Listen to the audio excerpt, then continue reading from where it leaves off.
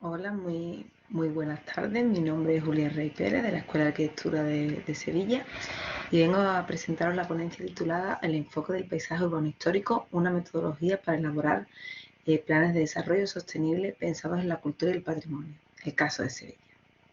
Bien, uno de los objetivos de esta investigación es incidir en esa complejidad de la ciudad patrimonial, teniendo en cuenta la diversidad de capas y de recursos que la componen, así como de los actores que están implicados en su vivencia diaria.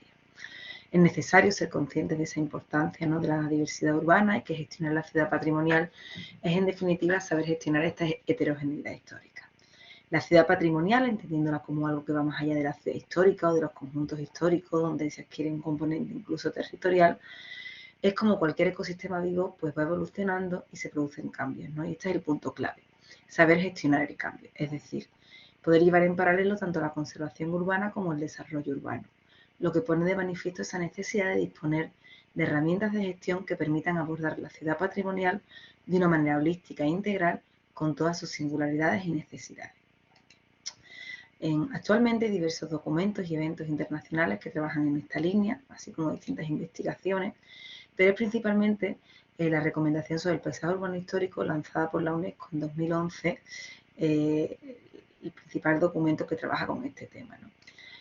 Por ponernos en contexto brevemente, tenemos que mencionar que esta recomendación pues, nace con el objetivo de responder desde un enfoque paisajístico a la necesidad de gestionar todas esas transformaciones urbanas que están alterando y deteriorando los paisajes urbanos históricos, ¿no? La urbanización rápida e incontrolada, la fragmentación social y espacial, el deterioro de la calidad del medio urbano, las zonas rurales, toda la presión del cambio climático, ¿no? Pero también hay que ser conscientes, ¿no?, de esa complejidad que tiene la ciudad patrimonial y de su paisaje urbano histórico, ¿no?, teniendo en cuenta pues, esa diversidad de capas y de recursos que la componen, así como de los actores que están implicados en su vivencia diaria. La propia recomendación propone un planteamiento paisajístico de gestión de la ciudad patrimonial que tiene en cuenta todas esas interrelaciones entre las formas físicas, la organización y las conexiones espaciales, los entornos naturales y los valores sociales, culturales y económicos de todos estos conjuntos. Y además todo se acompaña de un esfuerzo de adaptarse a las políticas existentes y crear nuevos instrumentos con los que hacer realidad esta visión, ¿no? Entonces lo que hace la recomendación es generar como un documento de política que está destinado a situar el patrimonio urbano en un marco conceptual muy amplio y con un claro vínculo con los procesos de desarrollo sostenible.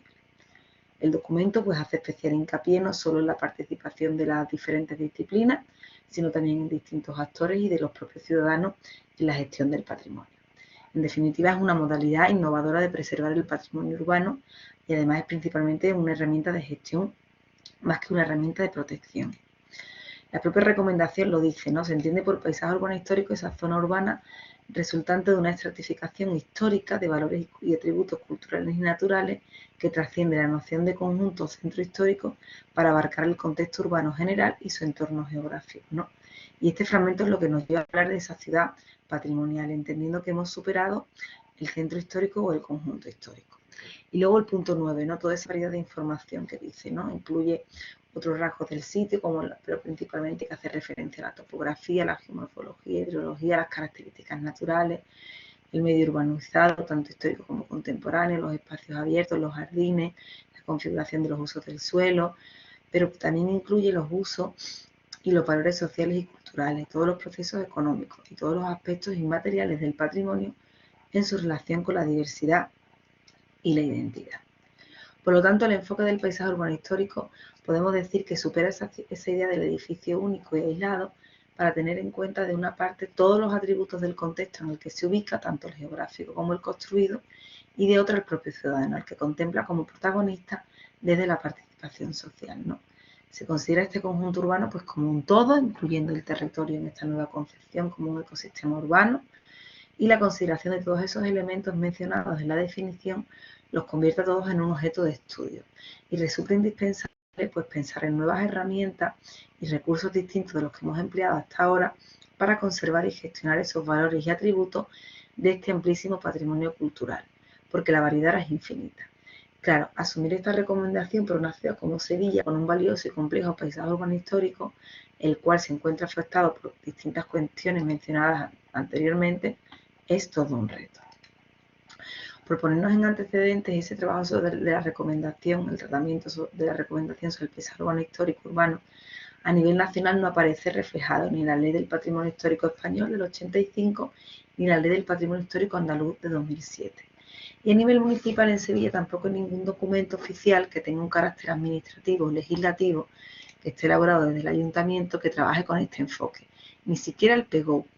Hay un artículo que habla de unas normas de protección del paisaje urbano en el conjunto histórico, pues donde se hace referencia a cuestiones más vinculadas con la publicidad o recursos visuales, ¿no? Ha habido otros intentos, como el documento de directrices de paisaje urbano del municipio de Sevilla, que lo ha presentado la gerencia en 2010, pero que aporta un enfoque muy limitado sobre el paisaje urbano, muy limitado a lo visual, al espacio público y a cuestiones de regulación de mobiliario. Y luego hay que destacar la Guía del Paisaje Urbano Histórico de Sevilla, hecha por el IPH en 2016, el Instituto Andaluz del Patrimonio Histórico, que se coordina con el Centro de Patrimonio Mundial de la UNESCO, ¿no? Pues se trata de un trabajo muy completo, compuesto por un primer volumen donde hay una serie de análisis y diagnósticos, caracterización de las ciudades de distintas disciplinas, y luego un segundo volumen donde se aportan pues una serie de recomendaciones para esa gestión sostenible del paisaje urbano histórico, ¿no? A partir de esa definición de 4 objetivos de calidad paisajística. Es un documento muy valioso a nivel de información, pero no trabaja la participación ciudadana y no ahonda en herramientas normativas ni financieras, ¿no? Para realizar una auténtica implementación de la recomendación. Bueno, la puesta en marcha, pues acorde a este enfoque de la UNESCO, pues considera el ámbito de trabajo pues más allá de la delimitación del centro histórico, y además para la configuración y la gestión del paisaje pues se deben de tener en cuenta múltiples capas de información, no solamente aquellas relacionadas con las fachadas o el mobiliario. También necesitamos un abordaje interdisciplinar en la ciudad de Sevilla que cuente con todos esos actores implicados, que tampoco hay ningún documento, ¿no?, que lo gestione de esta forma, ¿no? Entonces, tanto desde la academia como de la administración, pues se han hecho distintos esfuerzos para poder afrontar esa gestión del paisaje urbano histórico y no hay ningún documento, ¿no?, que sea realmente eficaz. No sé si porque no tiene un carácter legislativo, como es el caso del documento del IAPH, o porque hay un malentendimiento del concepto, ¿no?, de su ámbito de implementación y de los actores implicados. Bien, si bien esta aproximación a esa gestión del patrimonio urbano, territorial y paisajístico es como una acción holística para toda la ciudad, su forma de implementación, que está acorde a otros casos de estudio, pues adopta múltiples estrategias. En el caso de Sevilla, pues debido a esa importancia singular y a la potencialidad que se atribuye al patrimonio cultural, hay que utilizarlo como un elemento regenerador clave de sus ámbitos urbanos. Hay que considerar este patrimonio cultural como atractor y catalizador de esas mejoras urbanas, socioeconómicas y principalmente como un impulsor del bienestar y de la calidad de vida, ya que es una oportunidad única para poner en marcha en Sevilla esa aproximación tan demandada que ha propuesto la UNESCO de unir patrimonio y sostenibilidad. Por tanto, con este plan de acción lo que se busca es no limitar la aproximación a estos edificios municipales únicamente a su conservación y mantenimiento, sino utilizarlo desde la recomendación como dispositivo del desarrollo local de la zona, apostando por la interdisciplinaridad y la incorporación de la percepción ciudadana. Esta transformación de la gestión del patrimonio urbano únicamente se puede desarrollar desde el ayuntamiento de la ciudad, ya que es la que tiene esa legitimidad para actuar. Y además este enfoque pues desvela que hay zonas con una alta densidad patrimonial, como se puede ver en la imagen, y otras donde estos edificios pues, van a ser indispensables para liderar esa transformación urbana y social. Y la idea pues, es poder llegar a todos los barrios de la ciudad desde esta innovadora perspectiva social. Bien, ¿y cómo ponemos en práctica este plan de acción? Es muy complejo, ¿no?, debido a la amplitud que tiene el concepto, por eso hay que trabajar con los 6 pasos críticos que propone la UNESCO, ¿no? Está de acuerdo a cada contexto de cada lugar. Pero claro, esta hoja de ruta se puede implementar en distintas escalas que se consideren, en la ciudad, en distintas áreas, en barrios, en periferia, en edificios municipales, en su entorno, y además el orden del desarrollo de estas medidas pues no se ha considerado pertinente, ¿no? Pero sí es clave el hecho de que se lleven a cabo pues de manera conectada dentro de un plan global. Por lo tanto, el plan de acción debe contener pues las siguientes frases, ¿no? Primero, llevar a cabo estudios exhaustivos e inventarios y cartografiar todos esos recursos naturales, culturales y humanos de la ciudad. En el caso de Sevilla, pues esa información está seguramente en distintos organismos. Lo importante es centralizarla todo en una sola base de datos, ¿no? Entonces, esto genera muchísima información y habría que generar como una base un GIS, ¿no?, que permita cruzar los datos y obtener todos esos resultados y una interpretación realmente novedosa, ¿no? Además, pues los estudios que se pueden desarrollar se clasifican en estudios de carácter territorial y urbano, que comprenden los estudios geomorfológicos, geológicos, hidrológicos, el estudio medioambiental, el estudio normativo, el estudio histórico urbano, el estudio de los usos, la densidad del suelo. Luego estudios de carácter patrimonial, donde comprende el estudio arqueológico, el económico, el estudio del patrimonio inmaterial y el estudio tipológico junto a un estado de conservación. Y por último, estudios de carácter perceptivo, ¿no? Que comprende pues, la revisión histórico-gráfica de imágenes y un estudio de la participación ciudadana. En segundo lugar, alcanzar un consenso a partir de esa planificación participativa y las consultas a los actores implicados. Esto es muy importante, ¿no? Sobre qué proteger, cómo y por qué, teniendo en cuenta esa transmisión hacia futuras generaciones y que hay que ser capaz de identificar esos atributos que soportan dichos valores. Esto es muy importante para trabajar con los diferentes barrios de la ciudad. Se puede hacer a través de talleres participativos, identificar sus necesidades y además pues, se puede proceder a esa devolución luego de la información para estar así realmente implementar un proceso de gobernanza, ¿no? Esto hace un proceso realmente inclusivo, empoderando a la sociedad para proteger a su patrimonio. Luego el punto 3, evaluar o considerar las vulnerabilidades que afectan a este patrimonio ante las presiones socioeconómicas y los efectos del cambio climático. Además, si te permite identificar todas esas fortalezas, oportunidades, debilidades y amenazas del conjunto. Pues el cuarto punto es integrar todos los valores del patrimonio urbano y su condición de vulnerabilidad en un marco de desarrollo también urbano. El quinto es priorizar acciones para la conservación y el desarrollo, que es priorizarnos, que además veis como en el paso 4 y 5 ya estamos hablando de un nuevo concepto de tutela, ¿no? Y por último el sexto, que es establecer asociaciones locales y marcos de gestión, lo que le llamamos el asociacionismo, ¿no? Como se puede observar, pues la incorporación de esas distintas disciplinas, la participación ciudadana y la integración de la información obtenida en los 3 primeros pasos en un tipo de plan estratégico son aspectos claves para la exitosa implementación de la recomendación.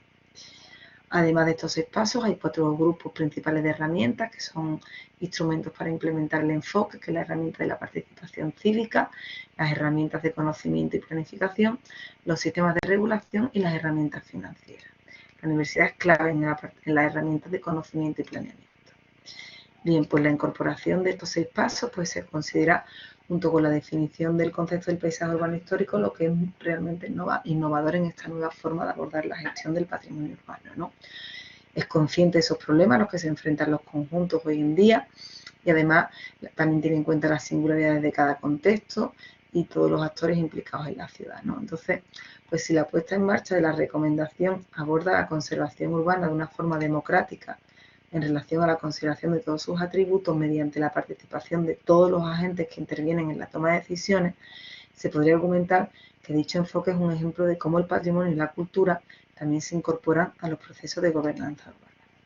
Por tanto, el enfoque de la recomendación ayuda a las ciudades en la obtención de la consecución de los objetivos del desarrollo sostenible propuestos por la Agenda 2030, en concreto en el 11, ¿no? Que consiste en hacer que las ciudades y los asentamientos humanos sean inclusivos, seguros, resilientes y sostenibles, ¿no? Donde hay una meta concreta que hace referencia a esa necesidad de fortalecer los esfuerzos por proteger y salvaguardar el patrimonio cultural y natural del mundo. Y de hecho toda esta cuestión se ratifica en la Conferencia Internacional Culture for Sustainable Cities, organizada por la UNESCO en 2015 en Honju, donde entre los resultados de dicha conferencia se destaca esa recomendación sobre el paisaje urbano histórico como la herramienta más adecuada para el estudio y el control de las ciudades que tengan importantes valores patrimoniales y además que se tienen que incorporar a la Agenda 2030, y todo esto fue discutido en la Conferencia de Vivienda y Desarrollo Sostenible, lo que es Habitat 3, que tuvo lugar en 2016 en Quito, en Ecuador. Esta metodología ha sido implementada con éxito a nivel internacional. Hay distintas ciudades pilotos que ya se encuentran colaborando con la UNESCO en esa implementación de la recomendación, concretamente 28 casos, donde no hay ningún caso español. Hay un ejemplo claro como ha tenido lugar en la ciudad de Cuenca, en Ecuador, con la Universidad de Cuenca y el Centro de Patrimonio Mundial de la UNESCO, o con Honduras, ¿no? Que también financia por la EFI. Y ahora, pues casi 10 años después de su aprobación, pues cada organismo está experimentando pues distintos enfoques y cada conjunto urbano pues es muy diferente por escala, por tipos de patrimonio, por recursos socioeconómicos, y el denominador común a todas estas iniciativas es que todas han comenzado de forma reciente, ¿no? Encontrándose pues, dificultades para una aplicación práctica y eficaz debido a esa amplitud del concepto y a los escasos casos de referencia, ¿no? Y estamos ahora mismo en el caso de Sevilla, que podría ser otro caso para implementar. Hasta aquí nada más, muchas gracias por escucharme. Para cualquier cuestión aquí tienen mi correo, ¿no? Que es jr1@usi.es.